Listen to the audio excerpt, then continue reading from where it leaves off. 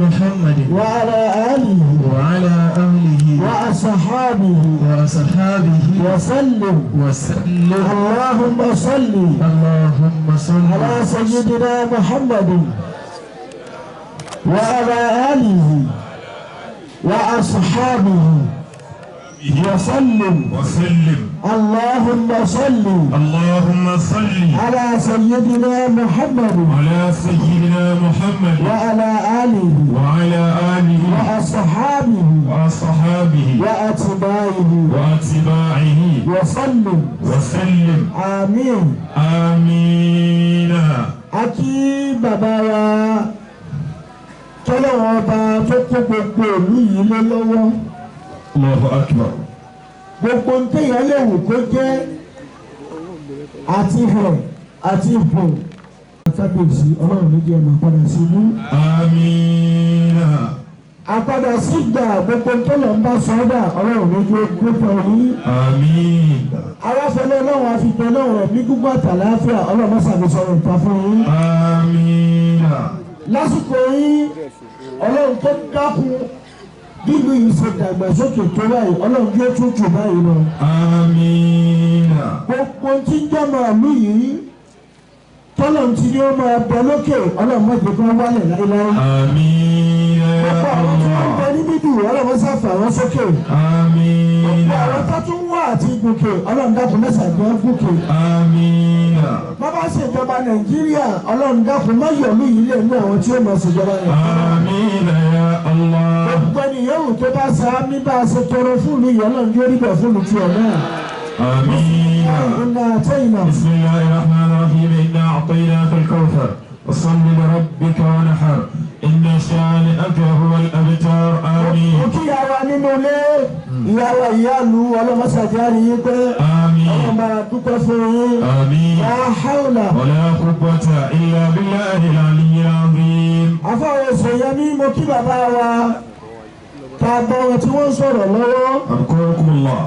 Ní ọ̀rọ̀ oníyebíye bàbá wa tí mo fi tìlọ́ni tàpẹ́lẹ́ tọ̀wọ̀tọ̀wọ̀ dákọ̀ wa bàbá wa Isa Adébóyè ọlọ́mọṣàjárí yín pé. Àmín. Ọba tó ṣe yín láṣáájú ọlọ́mọ sọ yín dé ìrọ̀rùn lọ́wọ́. Àmín. Gbogbo ń tọ́lọ̀ ṣe fún yín ní dáadáa ọlọ́mọ fọwọ́ bànújẹ́ kan. Àmín. Gbogbo ní bá sọ mí fún ọlọ́run tó rí bẹ̀ fáwọn náà. آمين. Ọlọ́run dákun. سلام على àdínì.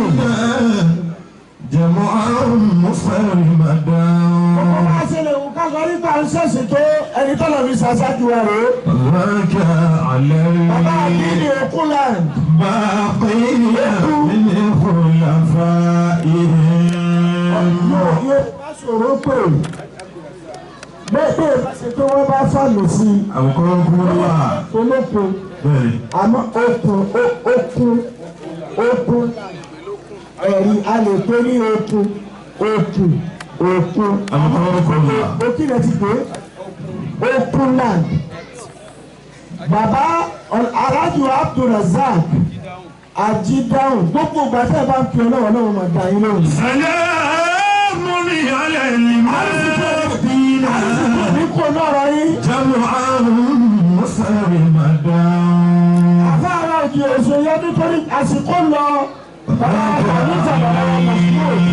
باقي من خلفائهم. Akí wọn ọlọ́mọ sàbáwá kí wọn. آمين. Ọkọ̀ tí gbọ́dọ̀ bàbá la kí ọlọ́mọ sàbáwá kí. آمين. Ọkọ̀ yìí bàbá wa mo kí ọlọ́mọ sàbáwá kí. آمين. Àfẹ́ táwọn bàbá dúró ní òde máa dákọ̀ yín lọ́yọ̀ kọ̀ọ̀kan. Àmọ́ márífà ní ẹ̀rù sinẹ́kìlà. Ṣẹ̀ṣẹ̀ nídìí káyọ̀sẹ̀ máa wá átíkù fún yín. Ká máa wá lòdì fún yín. Ọlọ́run tó ṣe yín ní òrùn kò ní sọ yín di ìràwọ̀ láéláé. آمين. Gbogbo ẹ̀yin àwọn ọmọ kí yín. Ọlọ́run ó ṣe dáadáa fún yín jù báyìí lọ. آمين. Ẹnìkan ní jèrè ọmọ rẹ̀ yí gbogbo ń tẹ̀ bí lọ́mọ lọ́wọ́ jẹ jèrè. آمين. Mo kí gbogbo ẹ̀yin bàbá wa ọlọ́mọ sábà wa kí yín. آمين. Bàbá wa Imam. دام الله Àti mo fi ti حياتكم. bàbá wa ọba mo fi kí yín. أفكوا. Mo fi ti bàbá wa Adébóyè kí yín. mo fi ti bàbá àdínì kí ọlọ́pàá sábà ń pín in. Àmín. ìsọ́tò lè fà tẹ̀ rẹ̀ gẹ́sẹ̀ fún bàbá imam. Insha Allah. Imamship is a responsibility in this world and hereafter. If we know the responsibility in imamship, we will never have the ambition of becoming an imam. You will go to me. Baba Adeboye, Otoni, when we say the word imam, the position that is being held by an imam is what is called imamship. And imamship is a responsibility. It is not a duty. It is a responsibility. When they say something is duty, it is lighter. But when we say responsibility, it is something that you will account for in this world and in the after. ليس يموت باقي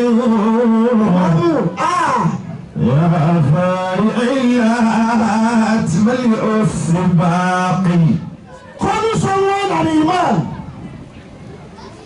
calling someone an imam, having that word imam to someone's name is even something that you will account and stand before your Lord in the day of judgment. You an imam? Are you actually an imam? Did you merit to be called an imam? Did you merit to become an imam? If you did not merit to be called an imam, you did not merit to become an imam. That is why the Prophet of Allah said, Imam in Ja'aluka. Don't seek for imam. Let them choose you, that you are the one we want. Don't seek for imam. It is a responsibility. A'udhu billahi minash shaitanir rajim. Bismillahir rahmanir rahim. أعوذ بالله من الشيطان الرجيم. بسم الله الرحمن الرحيم. Allah ni pala koko imamu, the first imam in the issue of mankind is not Adam. Prophet Adam is the first creator. He is the first person that Allah created. Allah is created from Adam, and the remaining of us were created from both of them. But the first person to be given the assignment, to be assigned the duties of Imam by Allah himself is Prophet Abraham. Anabi Ibrahim, òun là kọ́kọ́ ẹni tọ́lọ̀ ń kọ́kọ́ fún ní ìmáàmà. وإذا ابتلى إبراهيم ربه بكلمات فأتمهن. Every imam has to go through a process. Like saying, every imam has to go through an examination. It may not be a written examination, but a personal examination which you need to experience. What is your experience? وإذا What is ابتلى your knowledge? What is the level of your education that you want to become an imam that will make you to be a perfect and accepted imam by those you are leading? إبراهيم ربه بكلمات فأتمهن. Ànábì Ibrahim làkọ́kọ́ ẹni tó kọ́kọ́ jẹ ìmáàmù kò wá rí lọ́sẹ̀lẹ̀. Bàbá.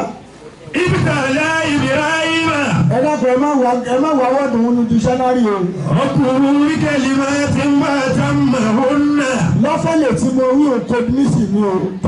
Ọ̀fẹ́ àti ilé adjective wọn ní lọ́sẹ̀lẹ̀. قال إني جاعلك للناس إماما. Ọlọ́run ní Ànábì Ibrahim ó wọ́n pe Ibrahim ó lọ fẹ́ ta ṣáájú. قال إني جاعلك للناس إماما ومن ذريتي. La ilaha illallah. قال يا ينال Ọlọ́run ló pe Ibrahim ní sí ìbùtàlá Ibrahim ọ̀pọ̀ ربه بكلمات وإذا ابتلى إبراهيم ربه بكلمات فأتمهن. The examination Prophet Ibrahim went through is not a problem but calamity. Calamity is a complex word. Problem is under calamity. A problem is a type under calamity. When you have calamity, calamity, àjálù, calamity làwọn bàbá jọ̀hún sá fún ìmọ̀ bóyá wọ́n sá fún lẹ́yìn náà bàbá. Níjọ̀hún àná nílọrin àwọn àfẹ́yìn sá fún wàhálà.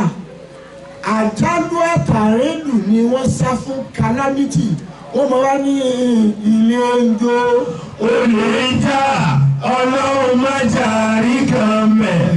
Àkóbá àdábá ọlọ́run má jàrí kan mẹ́. Nasiru Karimu ọba tí ń bàṣírí mọ́mìnira yóò bàṣírí àfáwà láyé pẹ̀lú àfáwà tó kọ́ wà ní kéwú. Ẹsẹ̀ ń kọ́ wà ní kéwú ẹni ń jà wà lọ́rọ́ tó. Tó bá ṣe bá ikú láyé. Àbábá Muhammadu àbábá Muhammada ọ̀kẹ́ mẹ́fà ẹ̀bàjì àwọn ọba kẹrẹ́ mọ́ Tàwórẹ́tà fún Mùsá Ìnjílà fún Ìsá Sàbúrà tó Dáúdà Al-Qur'ani Mùsá. Ìmáàmù ló ṣáájú dáadáa ni ló tẹ̀lé. Ìmáàmù ló ṣáájú dáadáa ni ló tẹ̀lé. Ìmáàmù ló ṣáájú dáadáa ni ló tẹ̀lé. Àlùfáà tó báyìí tí wọ́n kọ́ wà lékè. Bí ṣe kọ́ wà lékè wò ẹni já wà lọ́rẹ́ fò. Bí ṣe já wà lọ́rẹ́ fò ẹni kọ́ wà lẹ́yìn fò. Àyíjáńdà nílé rẹ̀ lọ́nà fẹ́ kò ní wọ̀. Ilé ìka yá mọ̀ á. Bolówó sọ̀rẹ́ ànábì yóò. Ẹ̀yin tẹ̀léwu ẹkú yá. Àwa ń tayé kálá. Ẹni àdìyẹ fòdà síra wà á kálò. Fìyí wo ni àfún lọ? Ìmọ̀ tó bá ṣe ń ṣe láyé là ń ṣe láyé kìí àmọ̀. Calamity. Prophet Ibrahim went through a lot of calamity. Bọ́lá ìrìnsà ìlú Kẹ̀lìmírásì ìmáàmà. Calamity wo ló tó ká sọ wípé lọ pa ọmọ tí ò ní kejì? Èbí ó ṣẹ̀ṣẹ̀ wá bí. Bíbí tí wọ́n wá ní bí wọ́n tún wá tó ọmọ pàǹpẹ̀ ránṣẹ́. A máa ń dáwọ́ kàkẹ́ lọrin. A ní ọmọ ọlọ́mọ kò ṣe é pè ránṣẹ́. Sàfúrátù bá ń bomi. Sàfúrátù bá ń bomi. Sàfúrátù bá ń bomi. Ọmọ ọlọ́mọ kò ṣe é pè ránṣẹ́. Sàfúrátù bá ń bomi. Bílíkìsù bá ń lọ́ta. Bílíkìsù bá ń lọ́ta. Ọmọ ọlọ́mọ kò ṣe é pè ránṣẹ́. Bílíkìsù bá ń lọ́ta. Àsìkò tí Ìsìmáìlì wá di bá ń bomi bá ń lọ́ta, àsìkò ń lọ́lọ́ wá ní pa ẹ wá wo calamity tí ń bẹ̀rù pa. Kò sọ pé kú káwá sọ pé àmúwọ̀ Ọlọ́run. Ó wá ní fọwọ́ ara rẹ̀ lọ fi pa kéétí wọ́n ṣe pé yìí ń bẹ̀ dùn ní. Káwá sọ pé ìdìrá yìí mọ̀ èèyàn kéèyàn kò bí ju ká lọ ó tún wá fọwọ́ ara rẹ̀ pa. Ẹ wo nǹkan. Jẹ́ ìlú Kẹ̀lìmírásì ìmáàmà. Ọlọ́run ló ní Ibrahim nígbà tó wá pàṣì. Kọ́lọ̀ ní ìlà. Jẹ́ ìlú Kẹ̀lìmírásì ìmáàmà. It is after he went through a lot of calamity that he became an imam. After passing the calamity he went through. Every imam must have an experience. قال لا ينام أبي الظالمين. Àwọn Yorùbá tí wọ́n bá parí ẹ̀ sí, ó wá ní ìwọ ìsìlá Ibrahim ìníjà ìlú Kẹ̀lìmírásì ìmáàmà mo sì ọ́ di ìmáàmù. قال ومن ذريتي. Anabi Ibrahim one opportunity, he grabbed the opportunity. It is when you have the result of your exam that you are excited. When you are excited during having a very good result, when you are not expecting that result. Prophet Ibrahim utilized the opportunity. He grabbed the opportunity and ومن ذريتي. Ọlọ́run má jẹ́ ojú mi nìkan o. Má jẹ́ ojú mi nìkan o. Àwọn ọmọ mi kọ́ àná ó dé bàbá àtìyá tí ò ṣiṣẹ́ tọmọ kalẹ̀. Ó jẹ́ lájẹtán. قال لا ينال عهد الظالمين. Ọlọ́run wá ní gbogbo àwọn ọmọ rẹ ní ìmọ̀ jẹ ìmáàmù. Abálábòsí lè ní jẹ ìmáàmù. That is why it is very pertinent for us to scrutinize the character of someone that is coming to lead us. لا إله إلا الله. Tá a bá scrutinize rẹ̀ tó bá dijọ́ ìkíámọ̀ àjọ káwọ́ yẹn ni yóò gbọ̀nà ìwú kùnà ònàásì bí ìmáàmù. Ọlọ́run jáde ìkíámọ̀ àmọ́ wá pé ìmáàmù obìnrin ò nà ẹ̀yìn ìjọba òun náà jáde pẹ̀lú. Ọjọ́ ti lọ bàbá ẹgbẹ́ ṣe fátíà. وذكر شيخ الأدب تبقى Àfọ̀sùn lè má على àwòsàn lórí. كل القلوب بلا فراق. Bàbá wa ìmáàmù tó gbéṣẹ́. أبونا An ambassador. أكوكو المحمود صيتا. A good ambassador of this kingdom. كريم لأصلي. The great coming imam is yet to be an imam until after the turbaning. And we are going to do the turbaning today peacefully. أبونا The turbaning is going to be done morally and judicially. أكوكو المحمود صيتا. We are going to do the turbaning morally and gently. كريم لأصلي. Ọ̀rọ̀ rúru mi wọ́n ti yọjú wọ́n ti yàgbá. But we are doing this one morally and gently. أبونا أكوكو المحمود صيتا. The last imam, the deceased imam, is a good ambassador, a perfect ambassador of this kingdom. Àárín nǹkan kan tá a lè sọ lápẹ̀rù pa wọn. أكوكو المحمود. Èyí òun ló jẹ́ kó nínú wa rí fún wa mú bàbá wa ìmáàmù tòní. كريم لأصلي. Ìpìlẹ̀ bàbá ìmáàmù tòní ìpìlẹ̀ tó dáa ni tí bàbá wa máa ń lò. وأمر الوفاق. Ráyè, you are occupied. فمن بخر الحديث فريق You are عظيم. occupied an occupation. أبوكم الله كمال الدين. Tó bá ká sí wípé ká sọ yí ká ẹ ráyè ni ráyè ẹ ti ráyè ẹ wá ráyè mọ́ bẹ́ẹ̀ bá ti ráyè kì í ráyè. A máa dúpẹ́ pé àìráyè ti yín kò dí ẹ̀sìn lọ́wọ́. Ẹlòmíràn wá sọ wípé ẹ sọ fún wọn ká mọ̀ wá. Àmọ́ wọ́n sọ pé ẹ dákun we recognize the presence of Baba Adini in absentia. لا إله إلا الله. وجلست هذه من صنعه بل. Our own Baba Adini is not recognized in absentia. We have a Baba Adini that is a real Baba Adini. He is not a Baba Adini by name. أبوكم الله. We have a lot of Baba Adini that are Baba Adini by name. When it comes to the issue of Adini, they are always absent. وجلست هذه. Àwọn bàbá ìkàtí ẹgbẹ́ owó kọ̀. Ó pàṣẹ gbé ẹlọ sódò rẹ̀. Baba Adini absent. أبونا Ẹ̀dá أكوكو المحمود صيتا. àwọn bàbá yìí ò ráyè. كريم لأصلي. Ọlọ́run tún mú jọ́ mi wá. وأمر الوفاق. Àtàgùn mẹ́fà làwa ti kó lọrin. A sì ti débí látàgùn mẹ́sàn-án. Èmi ti ẹ̀rọ bókì mi. أبوكم الله. Ìgbà bírí. أبونا. Aago mẹ́wàá làbá ti kó o. أبونا. Láti àtẹ́pà sí ní ìsín. أبونا. Wàláhì mo gbọ́ ìdán lóhùn. أكوكو المحمود صيتا. Iṣẹ́ máa ń hàn nílé mọ̀lẹ́rì. كريم لأصلي. Ọmọ tó jà fà lọ. مأمول الوفاق. Àbíkájà lóhùn tí ẹ̀wọ̀n àfi ó ṣe àwí tí ẹ̀ ní èmi ló sì. أبونا. Ìwọ́n ló mọ̀. أبوكم الله. Bó bá yẹ ó dákẹ́. وجلست هذه من صنعه بل.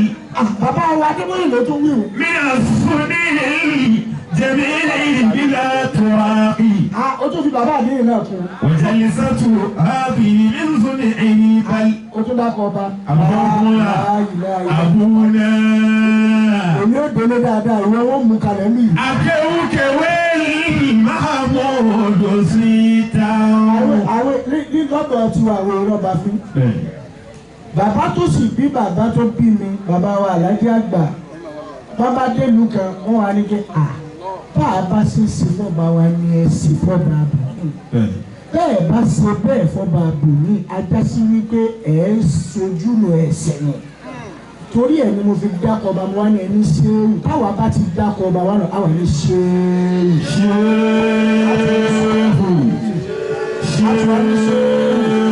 àwọn ẹni wà aṣọ tàlàbùkù wákàtí àwọn tó ga nù látàkàfù dára kan bàbá ọlọ́wọ̀n ní kan yíra. wala takhsha. wala hawla wala quwwata. illa billahi aliyyil azim. ẹ̀rọ pẹ̀já ṣe fàtíà àwọn ọmọ wòlíì mọ̀ ó ti sọ gbogbo ẹ̀ mọ́ra wọn àwọn náà wọ́n di mọ́mù lọ́la. Insha Allah. èmi ò láìkì kí n máa dáyàn dúró èyí tí mo ti wí yìí gbẹ́yìn tí ń lè la torí wípé èyí tí ń rí fáwọn bàbá ń kájú tó bá jásí lórí tí wọ́n ti kájú ni ìṣe àgbákò wá sí. ṣe é mọ̀ wípé nílọrin táwa bá fẹ́ identify nǹkan àwa wá kìíní kan tí ò dáa àwa àfi bẹ ìṣe àgbákò wá sí àfa náà gbóná kò dá ọ̀gbọ́n bàbá wa Adébóyè wọ́n ní olùsí owó ẹ̀rọ owó sì tún máa ń lọ lọ́sí inú ó ní jágbàjàgbà ó ní rẹ̀dẹ̀dẹ̀ owó ọlọ́run tún mọ́tò ní ìwà kò ní ṣẹlẹ̀ yìí láti rẹ̀ ẹ̀rọ àtọwọ̀ fatia bàbá imam ẹ̀yin lọ ní fatia Insha Allah. responsibility lọ́gbà yìí dákọ̀ ọlọ́run hujjatun laka aw alayk ọlọ́run jẹ́ kí responsibility tẹ gbà yìí kí ó máa jẹ́ ní tí ó máa kún yín ni. Àmín. inú tẹ́ afẹ́kẹ́ ẹ máa ṣe lásìkò ìmáàmù ní tẹ́ ń sọmọ lóko ẹ̀ ń sílé ẹ̀ ń ṣèyàwó ẹ bá gbọ́ bàbá ìmáàmù lágbájá kú ọlọ́run níjó sí lásìkò tí yìí. Àmín. ọlọ́run jẹ́ sọ ilẹ̀ nùgbẹ́ àti ìwárí èèyàn kú lásìkò tiẹ̀. Àmín. bẹ́ẹ̀ ni kọ́lọ̀ ní ó máa jẹ́. Àmín. gbogbo tí ó bá kú kọ́lọ̀ máa gbé lọ ní gbé kó máa lọ mú ẹranko. Àmín. kó wúlò fún wa tètè ká pa jẹ tẹ́lẹ̀ rẹ̀ ní káwọn máa kú káwọn máa sẹ̀mí. Àmín. ọlọ́kùn fati àtàṣe yìí ẹ wà bá wí pé bismillahir rahmanir rahim. Bismillahir rahmanir rahim. ilahi ilmuka kafin an su'ali fakifini bihaqqil fatihati su'alan wa karamuka kafin amma qali fa'akrimni bihaqqil fatihati maqala ọlọ́run wa ti wí àkọ́kọ́ bàbá alájà àgbà wọn ńlọrin wọn wá lọ́lọ́run igi káfí tayín ọlọ́run jẹ́ awo àti ńlọrin àwa rí igi káfí tayín mọ́ ọlọ́run nílùú odò èrí ṣé mo rí i odò èrí ṣé kìí ṣe èrí ti odò èrí torí kí n pè dáadáa ní nǹkan máa fún mi ní torí kí n bá fún yẹn ní yín náà ní ìsinyìí olùwàlẹ́ mo fẹ́ gbà kó nínú odò èrí ọlọ́run dá igi káfí tayín ọlọ́run jẹ́ awo àti. Àmín. ọlọ́run jẹ́ máa kọ́lé kalẹ̀ ká sọ pé àfa alágbájá wá máa bọ̀ wá nílé mi mo kọ́ fún ọ aláìsí èmi náà kí ló